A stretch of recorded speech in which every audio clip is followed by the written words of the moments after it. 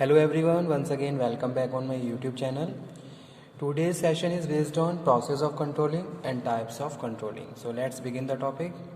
In the previous video lecture, जो topic हमने cover किया था that is controlling, in which we have covered the limitations, objective and importance. तो controlling के ये सारे टॉपिक हम कवर कर चुके हैं. आज के सेशन में हम डिस्कस करेंगे क्या प्रोसेस होता है कंट्रोलिंग का, किस तरीके से ऑर्गेनाइजेशन में प्रोसेस को कंट्रोलिंग को प्रोसीड किया जाता है, स्टेप बाय स्टेप हमें आगे मूव करना होता है. ओके, तो जो भी रिक्वायर्ड स्टेप्स हैं these steps we will cover. So let's begin start.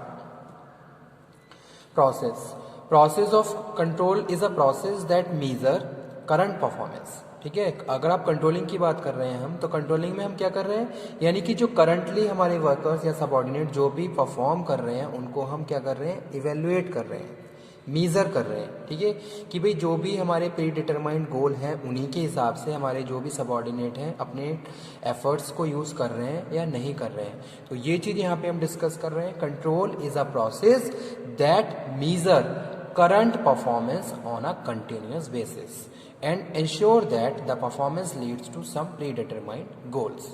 The desired results are established through the planning process and the performance is measured by established standard. Okay, तो वो क्या है, controlling. The element of controlling systems are universal in nature. These elements कौन कौन से हैं, जैसे कि यहाँ पे फर्स्ट स्टार्टिंग में लिखा हुआ है setting objectives, establishing standard, measure performance, appraisal performance, corrective deviation. और फिर इसको हमने यहाँ पे इस तरीके से कनेक्ट किया है और ये फीडबैक है. ठीक है, यानी कि जो भी हम परफॉर्मेंस अप्रेजल की यहाँ पे जो हम बात कर रहे हैं उसके बाद जो भी करेक्टिव एक्शंस रिक्वायर्ड हैं that must be evaluate with the standards, जो भी हमारे स्टैंडर्ड एस्टेब्लिश किए हैं उसके साथ, और उनको हम फिर क्या करते हैं, टाइम पे टाइम चेंज भी करते हैं, मॉडिफाई भी करते हैं. तो आगे अभी हम डिस्कस कर रहे हैं क्या है प्रोसेस. फर्स्ट वन क्या है, सेटिंग ऑब्जेक्टिव्स. तो पहला हमें जो स्टेप है कंट्रोलिंग का वो क्या है, setting objective. The first step in the controlling process, objective must be clearly specified. जब भी हम कंट्रोलिंग प्रोसेस की बात कर रहे हैं तो हमें कुछ सर्टेन ऑब्जेक्टिव सेट करने होते हैं जिनके बिहाफ पे हम कंट्रोलिंग को प्रोसीड करते हैं. ओके, तो वो पहले तो आपको उनको सेट करना है, दूसरा वो ऑब्जेक्टिव आपको वेल क्लियर होने चाहिए, वेल स्पेसिफाई होनी चाहिए and understood without ambiguity. Okay, तो वो चीज़ यहाँ पे पहला स्टेप है, setting objective and clearly defined and specified. Second one हम बात कर रहे हैं, जब आपने ऑब्जेक्टिव्स को सेट कर लिया कंट्रोलिंग के लिए तो फिर उसके बाद क्या करेंगे, एस्टेब्लिशिंग स्टैंडर्ड की यहाँ पे हम बात कर रहे हैं. फिर हम क्या करते हैं, स्टैंडर्ड को एस्टेब्लिश करते हैं, जो कि सेकंड स्टेप है कंट्रोलिंग का. Once the objective is set then next step is to control process is setting up standard of performance. यानी कि जो भी हम परफॉर्मेंस यहाँ पे मेजर करेंगे उनको कुछ सर्टेन स्टैंडर्ड के बेसिस पे इवेल्युएट करेंगे. तो वो स्टैंडर्ड हम सेकंड स्टेप में एस्टेब्लिश करते हैं, सेट करते हैं. यानी कि कुछ स्टैंडर्ड होते हैं, कुछ जजमेंट क्राइटेरिया होता है रिजल्ट्स का, जो कि यहाँ पे हम डिस्कस कर रहे हैं. यानी कि कुछ सर्टेन पॉइंट्स हैं जिनके बेसिस पे हम अपने वर्कर्स की परफॉर्मेंस को इवेल्युएट करते हैं.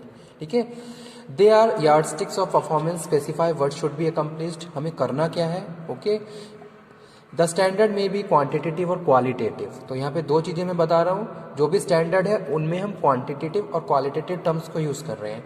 अगर हम क्वांटिटेटिव टर्म्स को यूज़ कर रहे हैं, जैसे कि quantitative standards are set in physical और मॉनेटरी टर्म्स, जैसे कि क्या है, volume of production, man power cost, revenue, investment. तो ये सारे क्या है, क्वांटिटेटिव टर्म्स हैं जो हम सेट कर रहे हैं.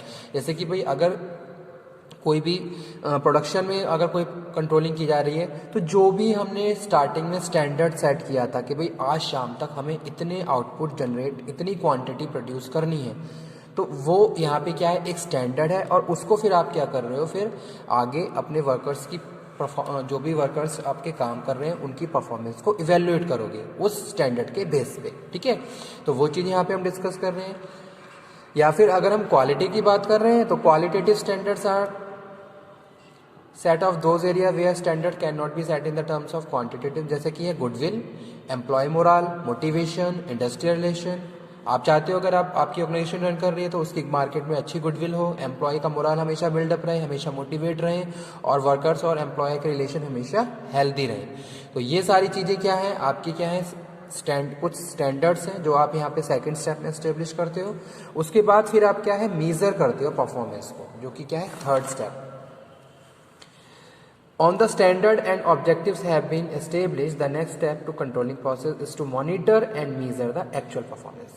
फिर आप क्या करते हो, एक्चुअल में जो हो रहा है, वर्कर्स जो भी कर रहे हैं उनको आप मेजर कर रहे हो, उनको आप इवेल्युएट कर रहे हो, उनको आप मॉनिटर कर रहे हो। Monitoring and measurement is a continuous activity and involves collection of data, और वहां से आप डेटा को कलेक्ट कर रहे हो कि भाई वाकई में अब वर्कर्स कर क्या रहे हैं। ये तो हमारे ऑब्जेक्टिव थे, ये हमारे स्टैंडर्ड हैं, ओके। अब वर्कर्स किस तरीके से अपनी फंक्शंस को परफॉर्म कर रहे हैं, क्या स्टैंडर्ड उन्होंने वो फॉलो कर रहे हैं, वो सारी चीज़ें आप यहाँ पे मेजर कर रहे हो, मॉनिटर कर रहे हो और डेटा कलेक्ट कर रहे हो, ठीक है, जो कि उनकी एक्चुअल परफॉर्मेंस है। तो वही क्या है थर्ड है स्टेप, मेजरिंग परफॉर्मेंस। उसके बाद नेक्स्ट है comparison of actual performance with standard, जो यहाँ पे हम बात कर रहे हैं, correcting actual performance with standard, जो कि यहाँ पे हम बात कर रहे हैं अप्रेजल परफॉर्मेंस का, ठीक है। तो यहाँ पे हम बात कर रहे हैं भाई students comparison of actual performance with the plant target और स्टैंडर्ड इन्वॉल्व। भाई जो भी हमारी क्या है एक्चुअल परफॉर्मेंस और जो भी हमारे स्टैंडर्ड थी उनको आपस में फिर हम कंपेयर करते हैं कि भाई कितना हम कौन कौन से हमारे स्टैंडर्ड हैं, कौन कौन से हमने अपने स्टैंडर्ड सेट किए हैं और उसके हिसाब से कितना वर्कर्स उनको फॉलो कर रहे हैं, उन स्टैंडर्ड को, उनकी परफॉर्मेंस को आप इवेल्युएट कर रहे हो।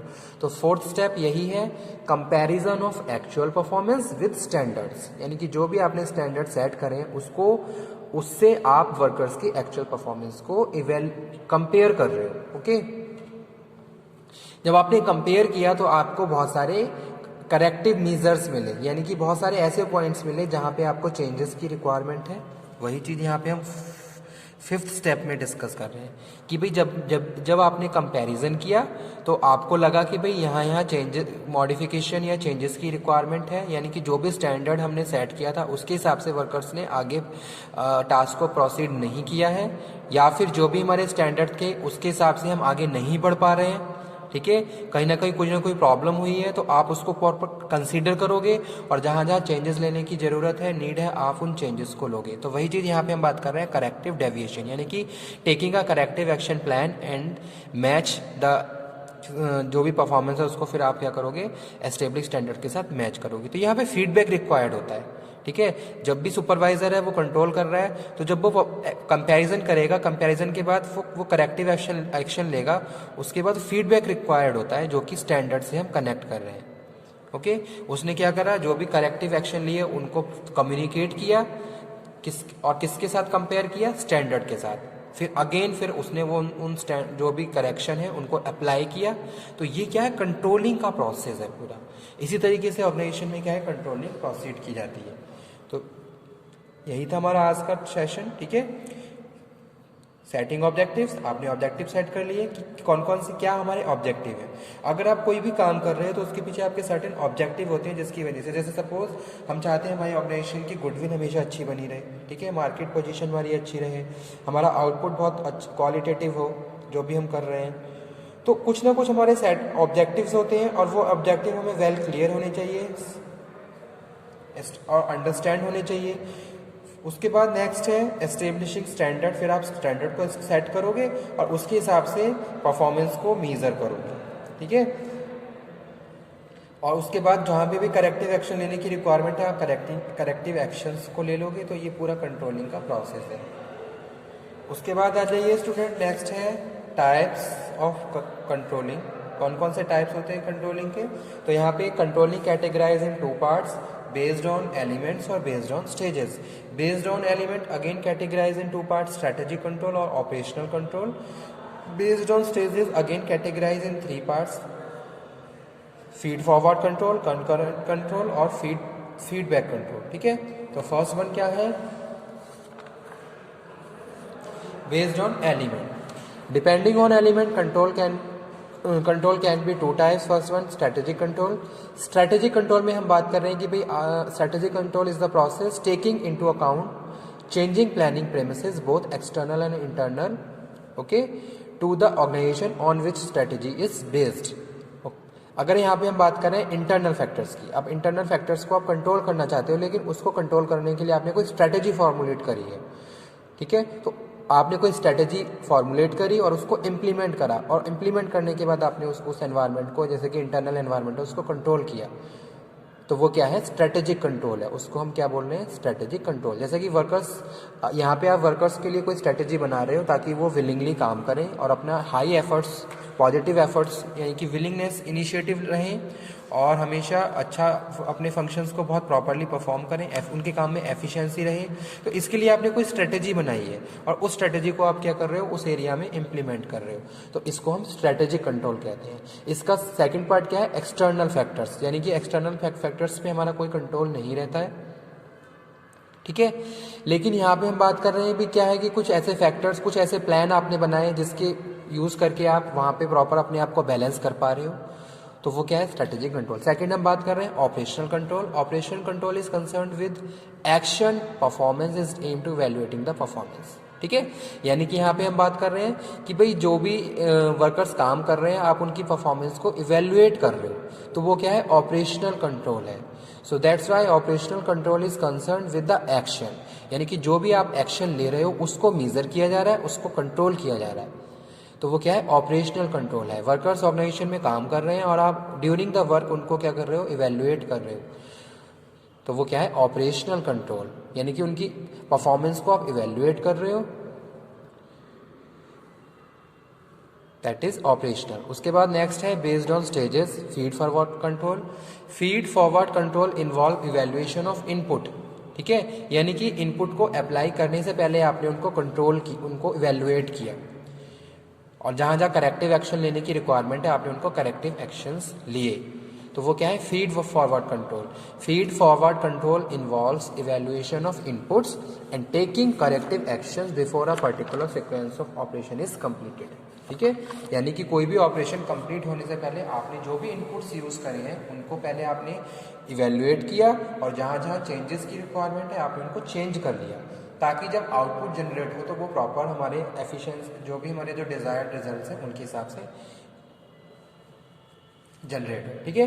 तो वो क्या है, फीड फॉरवर्ड कंट्रोल, यानी कि किसी काम को करने से पहले हमने क्या करा, उसको प्रॉपरली कंसीडर किया, उसको प्रॉपरली इवेल्युएट किया, इवेल्युएट करने के बाद अगर करेक्टिव एक्शन लेने की रिक्वायरमेंट हो तो आपने करेक्टिव एक्शन ले लिए, उसके बाद फिर आप क्या कर रहे हो, उसको इम्प्लीमेंट कर रहे हो, तो वो क्या है, फीड फॉरवर्ड कंट्रोल। जैसे कि प्रोडक्शन में होता है, जितने भी हम इनपुट्स यूज़ कर रहे होते हैं, जैसे कि हम रॉ मटेरियल यूज़ कर रहे हैं, तो हम रॉ मटेरियल चेक कर लेते हैं कि भाई रॉ मटेरियल की क्वालिटी अच्छी है या नहीं, ताकि हम क्वालिटेटिव गुड्स प्रोड्यूस कर पाएँ, और जहाँ जहाँ चेंजेस लेने की जरूरत है आप चेंज भी कर लेते हो। सेकंड हम बात कर रहे हैं स्टूडेंट, जो कि है कंकरेंट कंट्रोल्स। कंकरेंट कंट्रोल में हम बात कर रहे हैं, concurrent controls regulate on going activities, यानी कि एक्टिविटीज़ परफॉर्म भी हो रही हैं और आप उनको उस टाइम चेंज कंट्रोल भी कर रहे हो, उनको चेंज कर रहे हो, तो वो क्या है, कंकरेंट कंट्रोल्स है। regulates ongoing activities that are part of transformation process to ensure that they conform organizational standard, ठीक है। यानी कि आप ये कंफर्म कर रहे हो कि भी जो भी एक्टिविटीज़ चल रही हैं वो ऑर्गेनाइजेशन के स्टैंडर्ड के हिसाब से चल रही हैं या नहीं चल रही हैं, और जहां आपको लग रहा है कि भी ये जो भी फंक्शंस परफॉर्म हो रहे हैं उनमें कुछ ना कुछ कमियां रह रही हैं, तो इमीडिएटली आप उनको रोक सकते हो, रोक देते हो और वहाँ पे उनको कंट्रोल कर लेते हो, ठीक है, ताकि हमारा स्टैंडर्ड मेंटेन रहे और हम अपने स्टैंडर्ड के हिसाब से सारी चीज़ों को फॉलो करते रहें, ठीक है। उसके बाद लास्ट है feed forward control. Feed forward control में हम बात कर रहे हैं measurement of performance and it's evaluation. The feedback covers both. यहाँ पे हम क्या कर रहे हैं, फीडबैक ले रहे हैं। फीडबैक लेने के बाद फिर हम क्या कर रहे हैं, जैसे कि एक जर्नल मैनेजर है, जर्नल मैनेजर क्या कर रहा है, प्रोडक्शन कंप्लीट हुआ, उसके बाद वो फीडबैक ले रहा है, फीडबैक लेने के बाद वो बहुत सारे एक रिपोर्ट बना रहा है, रिपोर्ट में वो ये फाइंड आउट कर रहा है कि भाई अगर हमने कुछ अच्छा किया तो उसके पीछे क्या रीज़न था, अगर हमने कुछ अच्छा नहीं किया यानी कि कुछ हमारे जो कुछ ड्रॉबैक रहे या कुछ कमियां रह गई, तो उसके पीछे क्या क्या रीजंस थे, ठीक है, उन सब चीज़ों को उसने क्या करा, एक पेपर पे रिकॉर्ड कर लिया। तो और एक तरीके से जो भी फीडबैक है उसके बेसिस पे फिर उसने क्या करा, कंट्रोलिंग मेजर्स लिए। तो वो यहाँ पे हम फीडबैक कंट्रोल की बात कर रहे हैं।